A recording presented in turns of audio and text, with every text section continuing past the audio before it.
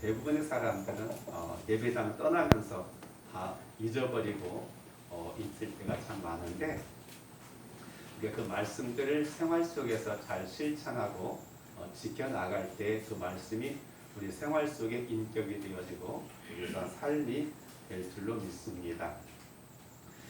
우리는 신앙생활 속에서 오직 믿음으로, 오직 말씀으로 우리가 살기를 원하지만, 그러나 우리 생활 속에도 그렇지 않습니까? 우리가 밥만 먹고 사는 것이 아니라 이런저런 많은 일들이 부수적으로 따르게 수밖에 없고, 그런 것들을 해결해 나가는 것이 삶의 일부라고 볼 때, 신앙생활이 보다 더 하나님께 온전히 되기 위해서는 우리가 이렇게 저렇게 극복해 나아가는 부분이 많습니다. 그 중에 하나가 바로 오늘 함께 살펴볼 열등감이 아닌가. 사실 이런 열등감이나 이런 말들 옛날에는 이런 말 들어보지도 못했습니다. 그런데 와가지고 우리가 자주 접하는 그런 말 가운데 하나라고 볼 수가 있겠는데요. 옛날에는 사실 이런 거에 신경도 안 썼어요. 아니 왜 그러냐고, 그건 잘못된 거라고, 안 되는 거라고 따졌지 도대체 왜 그런 원인에 대해 생각하지 않았습니다. 그러나 근대에 와서는 사람들이 그 원인에 대해서 깊이 생각하다 보니까 거기에 따라 심리학자도 있고 또 여러 가지 논리학자도 있고 다양한 측면에서 이것을 우리가 연구하고 분석하고 그러다 보니까 이것이 이런 것 때문에 되었다라는 생각을 갖게 됐죠. 그래서 유명한 심리학자 가운데 하나인 애들러 박사는 이렇게 말했습니다. 인간이 되는 것은 계속 몰아대는 열등감을 소유하고 있다는 것을 의미한다. 사실 학자들의 말은요, 들으면 들을수록 더 어려워요. 도대체 무슨 소리인지 잘 모르는 게 많이 있습니다. 그래서 정신 분석학자들이 그렇게 말합니다. 열등감은 인간이 세상에 태어나는 순간부터 발생하는 인간의 필연적인 감정이다. 좀 쉽게 말하면 인간이기에 모두가 열등의식을 가지고 있고 열등감 속에서 살고 있다. 이렇게 이해하면 쉽습니다. 이것을 그렇게 받아들여야지 내가 오늘 말씀 속에서 여러 가지 열등에 대한 것을, 열등감에 대해 살펴볼 텐데, 아니 내가 열등감을 가지고 있어? 우리가 인식하지 못할 때가 참 많습니다. 근데 그것을 오히려 어떻게 생각해야 돼요? 당연한 것을, 자연스러운 것으로 받아들이는 게 중요하고, 문제는 그렇기 때문에 계속 열등의식 속에 살아갈 거냐, 아니면 어떻게 하면 우리가 이 열등의식에서 벗어나서 보다 더 자유롭게 또 우리가 원하는 그런 소망을 이루면서 살아갈 것인가. 이것이 오늘 우리가 말씀을 들으면서 함께 나눠야 될 과제라고 생각이 되어집니다. 열등감이나 열등의식이라는 이 말은요, 자기 자신을 쉽게 말하면 무가치한 존재로 생각하는 하나의 그런 의식이라고도 볼 수가 있겠습니다. 이것이 그냥 모든 사고방식 속에 배어져 있어서 나는 못났어, 나는 잘못해, 나는 실패자야, 나는 안 되는 사람이야 라고 하는 것. 옛날식으로 말하면, 쉽게 말하면 나는 재수 없는 사람, 나는 사람들에게 왕따 당하는 사람, 이런 식으로 생각하는 그런 경향 속에 의식이 배어져 가지고 나는 안 된다라고 하는, 그리고 나는 바보라고 하는 그런 생각 속에서 자기 자신도 모르게 그것이 우리 마음과 우리 태도와 모든 행동 속에서 영향을 미치는 그런 하나의 심리 상태라고도 볼 수가 있겠습니다. 조금 다른 말로 하면 어떤 낮은 자존감을 가지고 있는 사람. 그래서 누군가 조금만 비웃상하거나 자기 뜻과 어긋나게 되면 막 성질을 나고 막 감당하지 못하게 되어지고 잠 못 이루게 되고 내가 그냥 놔둘 줄 알아 해가지고 폭력으로 나가고 또는 언어로서 그런 불쾌한 감정들을 나타낼 때가 많이 있는 걸 보게 되어집니다. 그래서 이런 사람들은 원래 나는 머리가 나쁜 사람이야. 또 나는 내 자라온 환경이 나쁘고 그래서 나는 이런 사람이 될 수밖에 없었어 라고 하는 그런 핑계를 대기도 하고, 현재 내가 하고 있는 일이 직업이 마땅치 않고 또는 수입이 마땅치 않고 또는 나는 말을 잘하지 못하고 내가 하는 일은 다 그렇고 실패하고 다른 사람 앞에 인정받지 못하는 그런 성향을 가지고 있고, 또는 의지가 약해가지고 결심했다가도 금방 뒤집어 버리고 또 언제 했는지 모를 정도로 그런 많은 실패를 경험하다 보면 나는 본래부터 그런 사람이고 나는 노력해도 안 되라고 하는 어떤 체념 속에 살아가게 되어지는 것을 보게 됩니다. 사람은요, 누구나 할 것 없이 다른 사람들에게 인정받기를 원하는 마음이 있어요.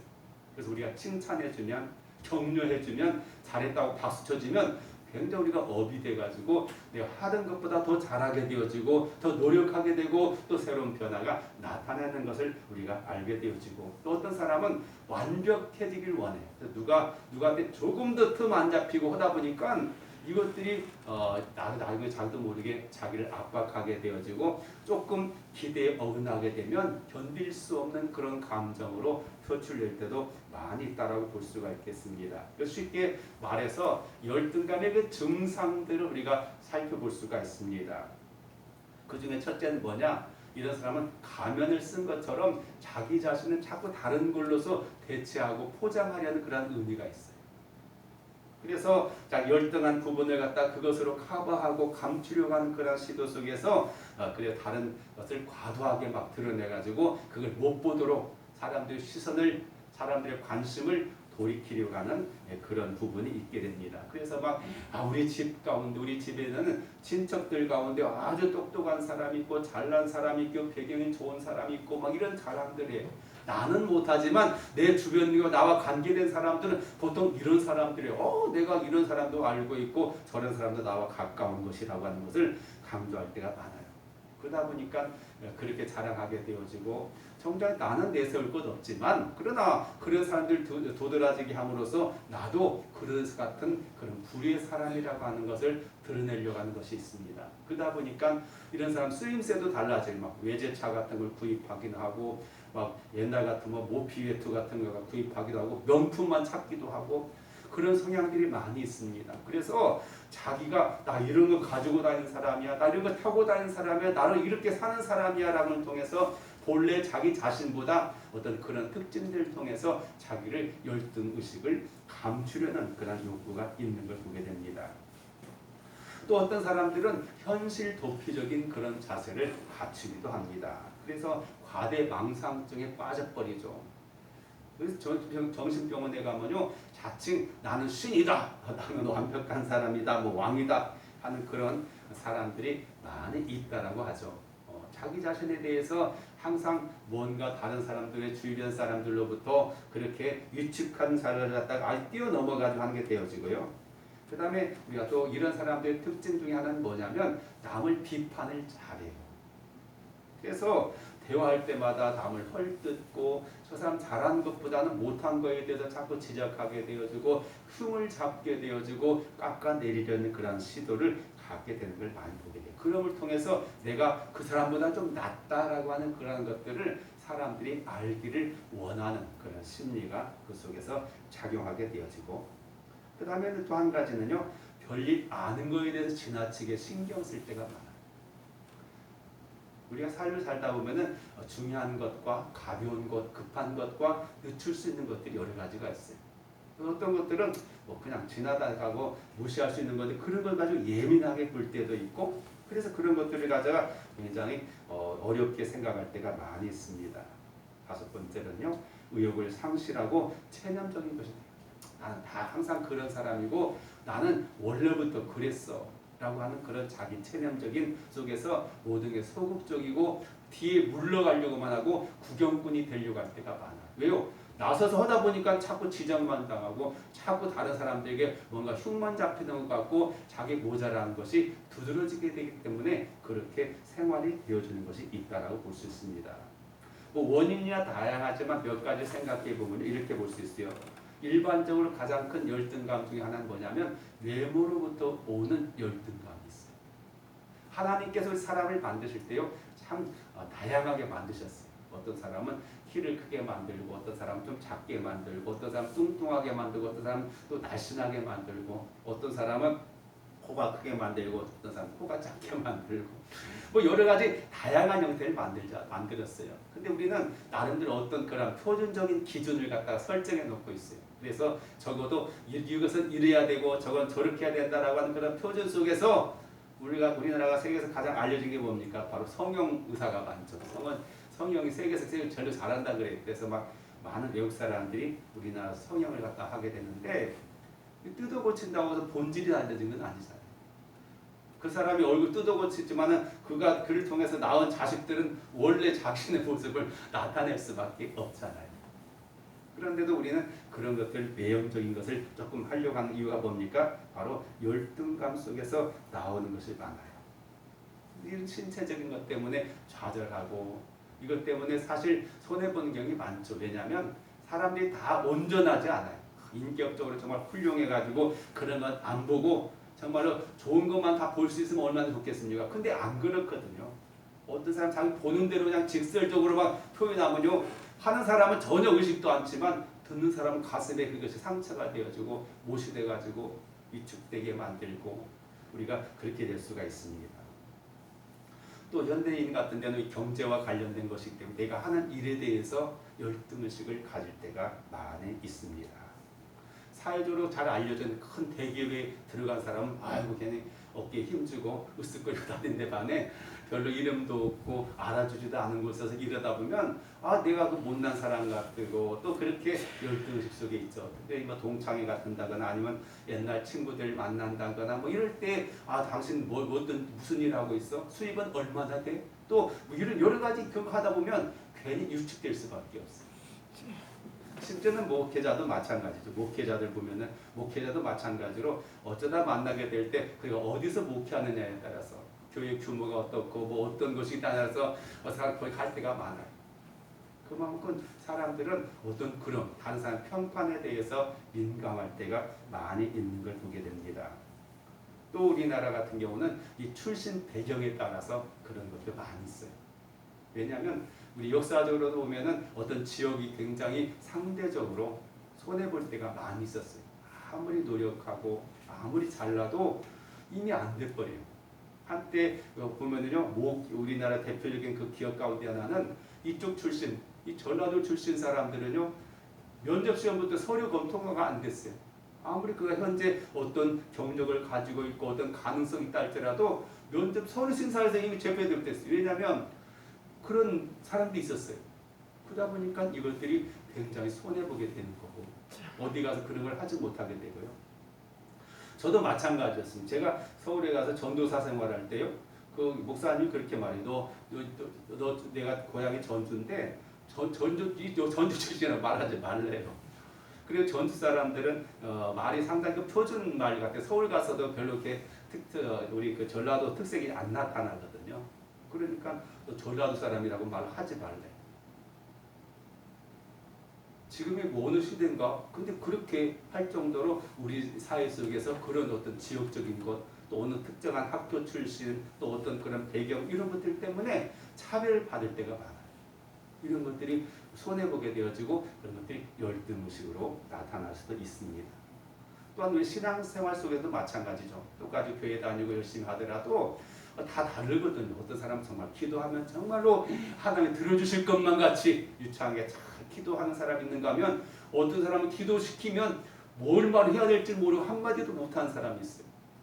이런 것들 보면은 이걸 통해서 그래요. 어떤 사람 찬송시키면 그렇게 천사처럼 잘하는 사람이 있는가 하면 어떤 사람은 아무리 해도 목이 안 나와가지고 못하는 사람이 있는가 하고 어떤 사람은 정말 열심히 있게 헌신적으로 열심히 나서서 사람들이 다 저 사람 정도는 돼야 될 텐데 하는 사람이 있는가 하면 있는지 없는지 그런 사람도 있어요. 그래서 사람들이 볼 때는 나름대로 이렇게 분석이 되어지고 또 차등이 되어질 수 있지만 정말 중요한 것은요 그렇게 생각해야 돼요. 하나님이 세상을 얼마나 다양하게 만드셨는가. 우리 주변에 꽃이 많이 있지만 여러분 정말 꽃도 그렇잖아요. 얼마나 색깔이 다양하고 얼마나 모양이 다양하고 얼마나 또 그들이 이제 피어나는 시기가 다르고 또 어떤 곳은 하루에 피어났다가 하루 지는 곳이 있는가 어떤 곳은 몇 달인지 알아주든지 안 하는지 뽑히는 데 있고 저마다 다양합니다. 근데 그것을 볼 수 있어요. 어떤 의미에서는 미적인 감각에 대한 우리 써야 되는데 사람들은 자기 그냥 생각 속에 하다 보니까 이것들이 어려움을 당할 때도 있는 걸 우리는 보게 되어진다고 하는 사실이죠. 이외에도 우리가 인정받고 싶는 그런 욕구가 있기도 하고요. 또는 어떤 시일에 실패로 하는 좌절에 대한 그런 무능력감 속에서 오는 그런 열등의식도 있게 되어지는 걸 보게 됩니다. 바로 오늘 본문의 말씀, 구약 성경에서 가장 유대하다고 할 수 있는 그런 모세가 하나님 앞에 부름받는 과정 속에서 그의 열등의식이 나타나는 것을 우리가 함께 살펴보게 되어져요. 여러분 생각해 보세요. 이 모세 같은 경우는요, 당대에 있어서 모세보다 뛰어난 유대인은 이스라엘 사람 아무도 없었어요. 거의 모든 이스라엘 사람들은 이제 애굽에서 종살이하는 그런 시기였어요. 그들은 배움도 없고 배경도 없고 인정해준 사람도 없고 그냥 그들은 이스라엘 사람이라고 하는 것 때문에 종살이할 수밖에 없는 그런 형편 속에서 모세는 공주의 양아들이 되어졌고 그리고 그 왕자들의 특별한 교육을 받은 사람이었습니다. 그런 그가 하나님의 부름을 받을 때 보여준 태도는 얼마나 그가 깊게 열등의식 속에 사로잡혀 있어서 자기 자신에 대해서 자신은 제대로 평가하지 못하고 있는지를 살펴보면서 열등의식이 얼마나 우리에게 큰 손해를 보게 되었죠. 우리를 하여금 앞으로 나가지 못하고 그냥 오히려 숨게 만들고 그리고 좌절하게 되는가를 우리가 생각해 본다고 하는 사실이죠. 오늘 그렇게 말합니다. 이 모세는요, 자기 자신에 대해서 뭐라고 생각해? 내가 누구기에 이 바로에 가고 내가 누구기에 이스라엘 백성들 이끌어낼 수가 있습니까? 라고 하는 처절한 자기 반성과 그런 좌절감 속에 있는 걸 보게 되었어요. 어쩌면 충분히 이해도 갑니다. 사실 그가 공주의 아들이었다고 칭함을 받았지만 공주의 친아들이 아니라 양아들이라고 하는 것과 히브리 사람이라고 하는 그런 배경 속에서 왕자들과 함께 있었을 때 얼마나 깊은 좌절과 또 남모를 여러 가지 손해를 받는지를 생각해 볼 수 있어요. 성경은 안 나타나지만 충분히 예상할 수 있지 않겠습니까? 같은 곳에 똑같이 있다 할지라도 배경에 따라서 진짜와 가짜를 나눠줄 수밖에 없는데 그런 입장 속에서 나름대로 받았던 것이 있었을 것 같아요. 그러나 그럼에도 불구하고 40년이라는 기간 속에서 이제는 내가 드디어 이스라엘 백성의 지도자로서 뭔가 할 수 있겠다는 생각 속에서 그는 나섰지만 싸운 사람들한테 오히려 그는 살인자라고 하는 것을 들키게 되어지고 도망자가 될 수밖에 없었던 걸 보게 되어져. 그래서 이 말 속에서 내가 누굽니까? 하나님 아시지 않습니까? 다른 사람 다 몰라도 하나님 다 아시잖아요. 내가 어떤 사람인가? 나는 애굽 왕실을 배신한 배신자고 나는 애굽 사람을 죽인 전과자고 광야에서 양이나 치는 목자에 불과하고 지금 처갓집에서 신세지고 있는 처가살이하고 있는 그런 연약한 자고 나이도 많아가지고 이제는 일을 하다가도 은퇴할 나이고 도대체 뭘 가지고 내가 이런 위대한 일을 이런 중요한 일을 할 수가 있겠습니까? 라고 하는 그런 내면을 하나님께 말하고 있는 걸 보게 되어진다고 하는 사실이죠. 그러면서 나는 도저히 말도 못하고요. 그리고 생각해 보세요.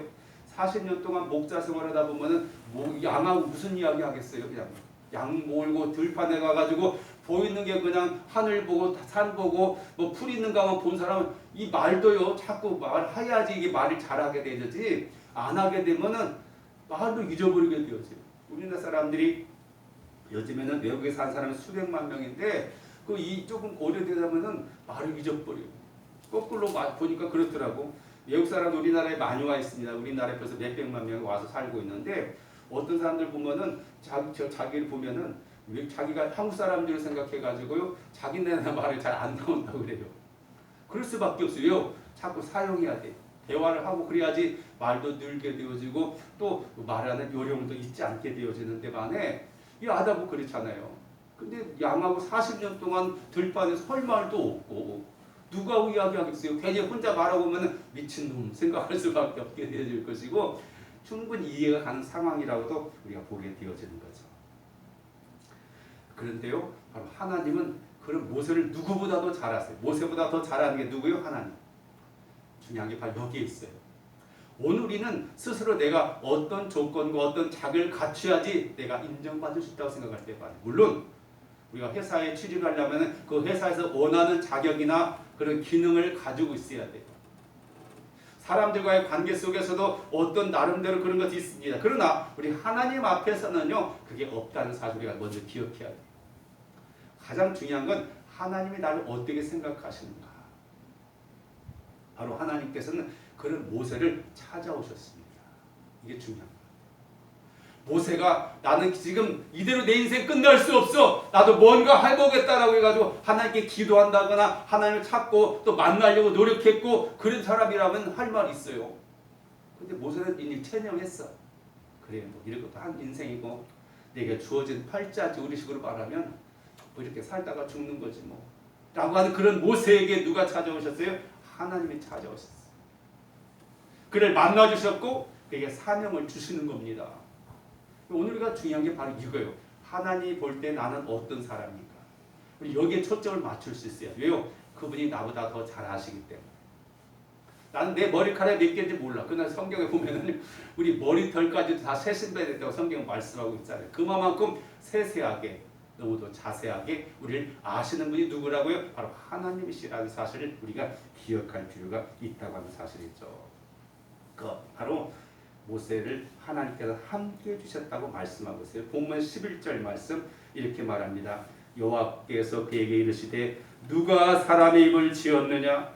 누가 말 못하는 자나 못 듣는 자나 눈 밝은 자나 맹인이 다 하게 되는 나 여호와가 아니냐. 그래. 모세는 하나님의 부름 속에서 나는 그런 자격을 갖추지 못한 사람입니다. 나는 말도 잘 못한 사람입니다. 그럴 때 하나님께서 말씀하신 대답입니다. 그리고 13절 말씀 모세가 이르되 오 주여 보낼 만한 자를 보내소서. 그는 계속해서 그냥 엉덩이가 빠져나가고 피하려고만 노력을 많이 해요. 또 4장 1절에 보면 이렇게 말합니다. 모세가 대답하여 이르되 그러나 그들이 나를 믿지 아니하며 내 말을 듣지 아니하고 이르기를 여호와께서 내게 나타나지 아니하셨다리다. 사람들이 나 안 믿어줘요.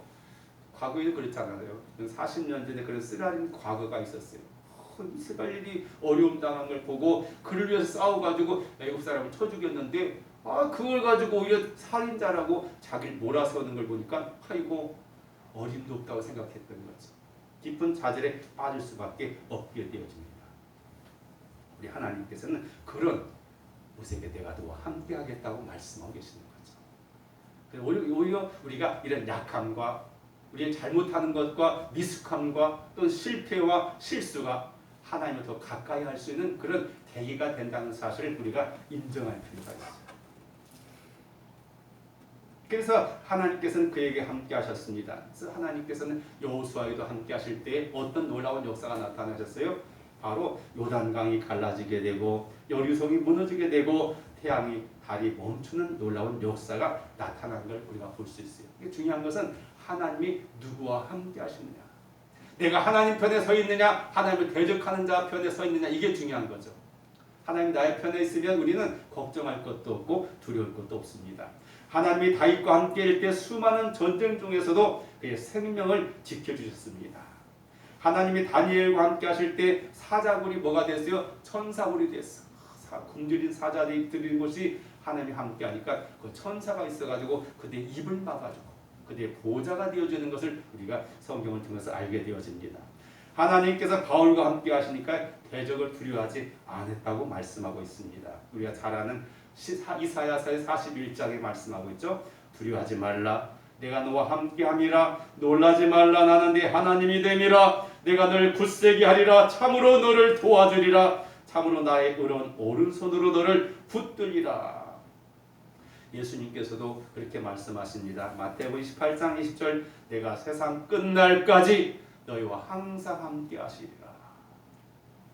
오늘 우리는 수많은 정보, 수많은 언어 속에 우리 살고 있습니다. 어떤 것이 진짜고 어떤 것을 새겨드려야 될지 모를 정도의 혼란한 세계에 살고 있어요. 그때 우리는 무엇에 귀를 기울여야 돼요? 너는 못났습니다. 당신은 안 됩니다라고 하는 그런 소리보다는 이런 하나님의 말씀에 그의 음성에 귀를 기울여. 그래, 그거만 됐지 뭐. 안 그래요? 세상 모든 사람들이 다 등진다 할지라도 그분이 나를 인정해 주신다고 한다면, 그분이 나와 함께 하신다고 한다면 나는 넉넉히 이길 수 있고 살아갈 만한 존재 이유가 있다라고 우리가 생각하는 것이 얼마나 중요한 건지를 알 필요가 있습니다. 그리고 하나님께서는요, 말만 하시는 분이 아니에요. 하나님께서는 모세에게 능력을 주셨습니다.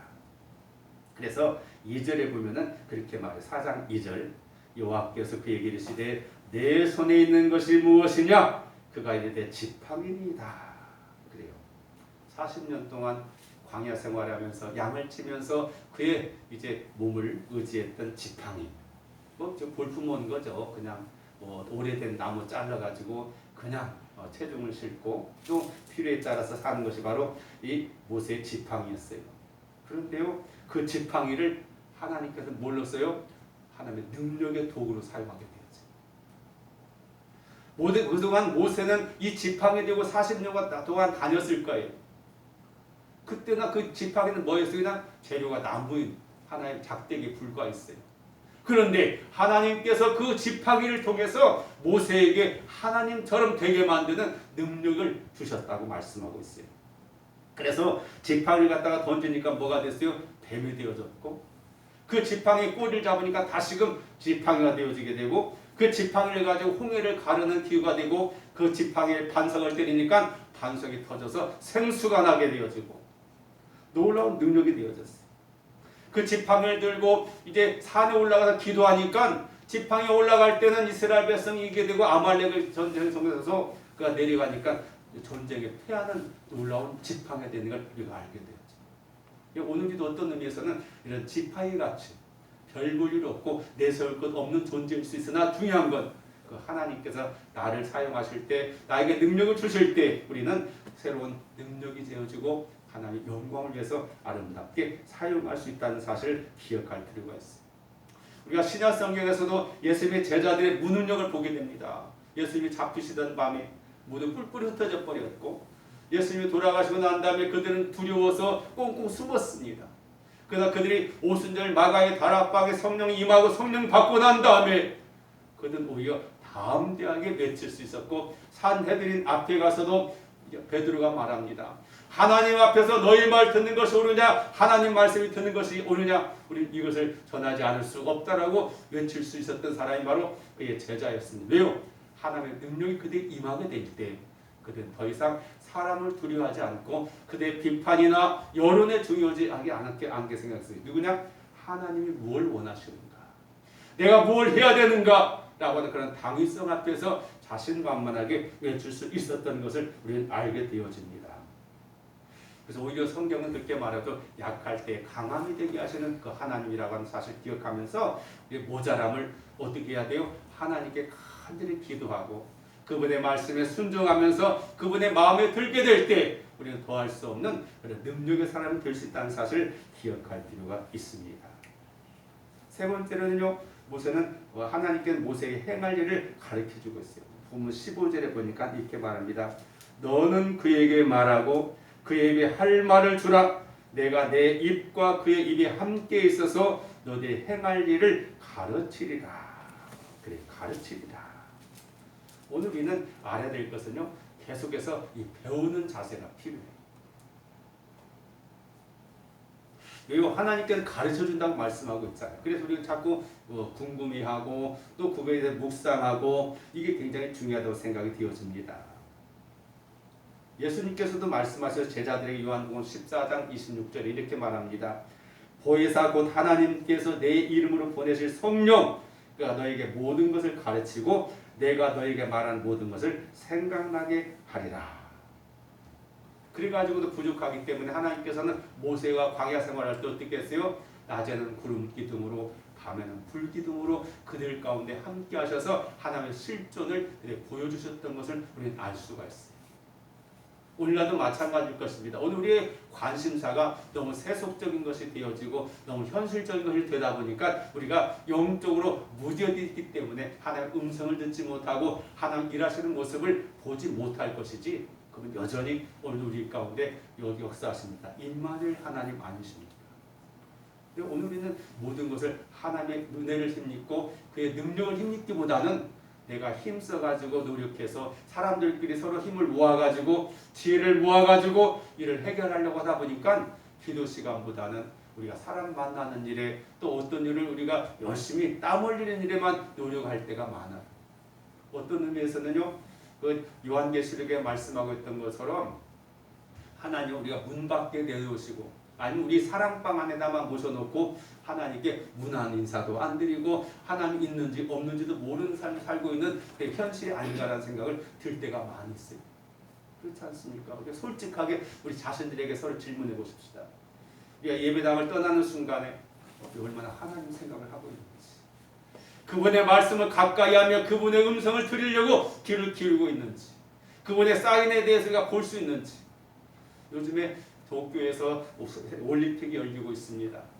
그 올림픽을 하면서 선수들 보면은요, 뭘 많이 하냐면 사인을 많이 해요. 감독과 선수들과의 사인이 있고 선수들끼리 사인이 있어요. 그래서 자기들끼리 서로 알아볼 수 있는 그런 사인, 상대방이 보면 안 되기 때문에 은밀하게 주는 그런 것이 있어요. 그렇게 해서는 어떻게 돼요? 거기에 시선을 맞추고 있어요. 근데 때때로 보면은요, 사인이 갔다가 미스 사인 될 때가 많아요. 왜요? 사인을 잘못했던 건 있지만 안 받기 때문에 본드 사인 내서, 야구 같은 경우에 본드 사인 되면은 무조건 주자는 뛰어야 돼. 그리고 타자는 무조건 상대방의 공을 갖다가 굴려야 돼요. 근데 이 사인이 안 맞아버려가지고 정작 뛰지 않거나 굴리지 않으면요, 죽어버려요 그냥.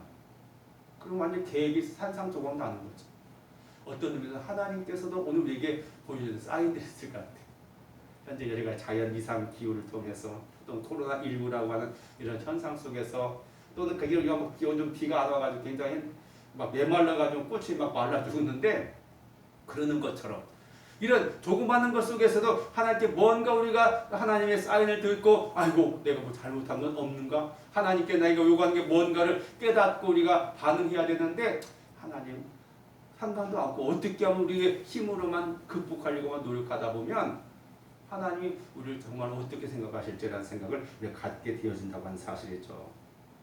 그렇습니다. 어려울 때마다 하나님께 모세와 함께 하셨고, 그 하나님께서 40년 동안 광야라고 하는 가장 혹독한 환경 속에서 그 수많은 사람들을 그들이 원하는 곳까지 안내케 하셨던 걸 우리는 볼 수 있습니다. 여러분, 그리고 하나님은 요나와 같이 환경을 통해서 인도해 주실 때가 많이 있고요. 요셉처럼 사람을 통해 인도해 주시기도 하고, 바울처럼 성령을 통해서 인도하십니다. 하나님은 다양한 방법과 이런 방향성을 가지고 오늘 우리 가운데 역사하시는 줄로 믿습니다. 그 하나님께서 주시는 것을 우리가 영적으로 깨어 있었을 때 그것을 하나님의 은혜를 알고 그 사인을 보고 하나님 이루신 일에 대해 감사합니다 해야 되지, 우리 그것도 모르고 그냥 모든 걸 내가 노력해서 내가 잘해가지고 내가 열심히 했기 때문에 라고 하는 생각 속에서 산다고 한다면, 오늘도 하나님께서는 우리 가운데 멀리 계시는 것을 아닌 생각해 봅니다. 원래 돌아와서 우리가 정말로 다윗이 골리앗 앞에서도 모두가 두려워 떨어서 숨는 그 상황 속에 담대히 나설 수 있는 것은 하나님 함께 하셨기 때문에. 여러분, 그렇습니다. 우리 안에 모두가 뭐가 있다고요? 열등의식이 있어요. 그렇다고 한다면 어떻게 될까요? 저 사람은 저래서 틀렸고 저 사람은 저래서 안 되고 이렇게 하지 말고 서로 보듬어주고 서로 싸매지면서 함께 나아갈 수 있는 길을 모색할 때, 그 속에서 우리가 서로 위로가 되어지고 또 힘이 되어지고 합력해서 선을 이루는 사람이 되지 않을까라는 생각해 봅니다. 왜냐하면 로마서 8장에 말씀했던 것은